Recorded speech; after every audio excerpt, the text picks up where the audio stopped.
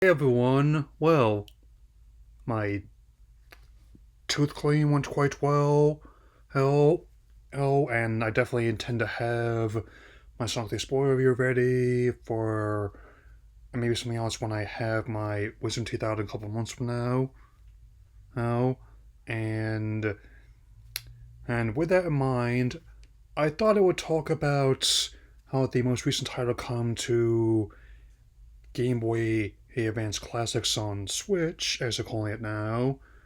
Oh, and that being Fire Emblem Sacred Stones. I really appreciated the previous Game Boy Advance title coming to the service, and looks like it's also further proof that even with the, the current Switch still being supported, and even as Switch 2 looms, there's still gonna be small stuff from the tank, and everyone is still up in arms about variable pricing and all that, and I'm just sitting here talking about how a couple decade old Game Boy Advance game. So let's get started. The game takes place in alternate continuity from the other titles and was one of a few ones that got brought to the States after her Marth and Roy appearing in Smash Bros. Melee generate interest in the franchise. The gameplay is similar to who the previous titles in particular, Binding Blade and Pleasing Blade in particular, but the cast and story are quite different.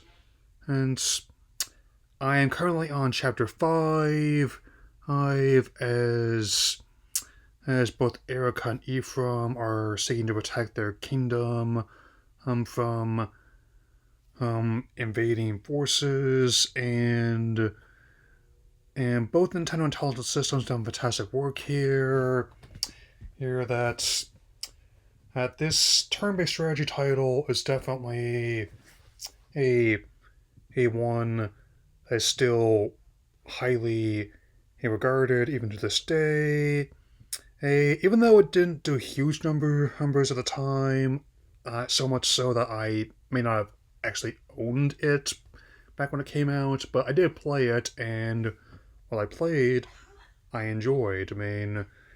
I also like how even on the lower difficulty headings, I am currently going with just easy on the European version and normal on the US release. Is that permadeath is still a key fixture. Or if a character in your party dies in battle, it'll there's no way to bring them back, just like in real life. And I also definitely one that encourages strategic thinking, where in terms of what kind of weapons and units you want to use.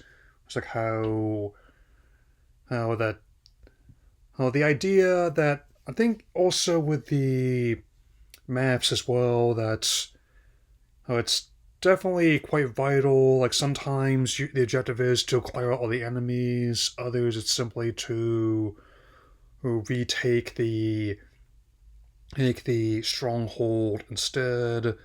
And there's also a lot of times where sometimes the enemy faction is not based on an rival fiefdom, but rather a group of mountain bandits where you where in this case I actually managed to win a couple ones by sealing off the gates of the other villages so they don't get ransacked and they're hacked and pillaged.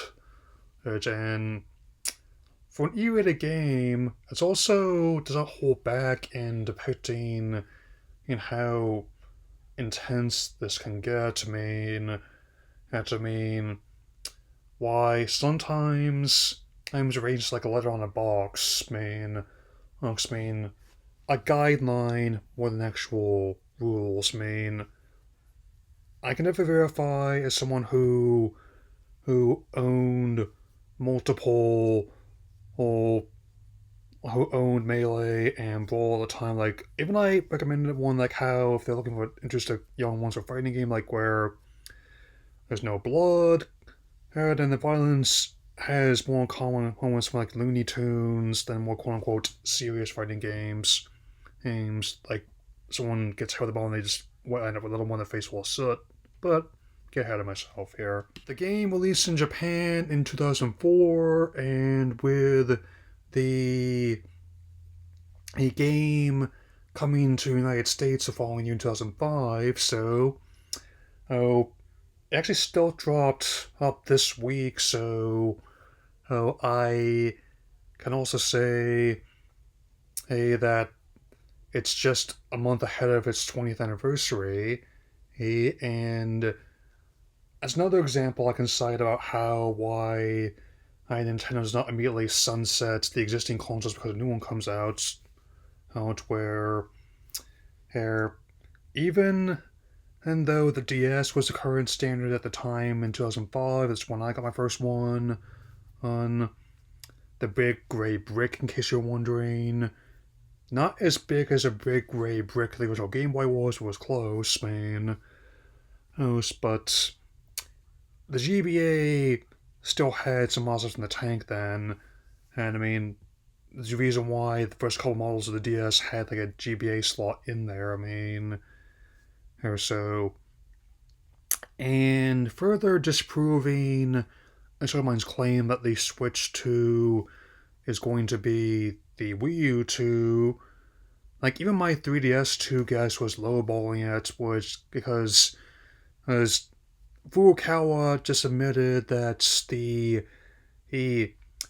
demand based on the people who put in an interest online has already outstripped the supply. I even the same point in the original consoles lead up. I mean, I have not seen results for Europe or the United States yet, but I can imagine something similar.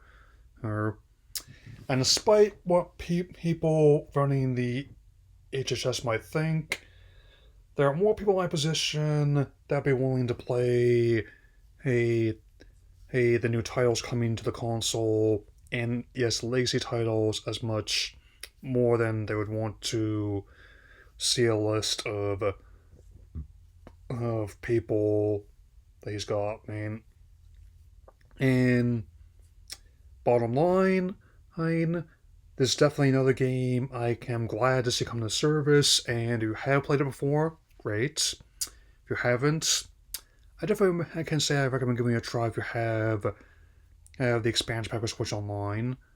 So, yeah, I know it's still scaling back outputs, but I still like to leave some room just in case.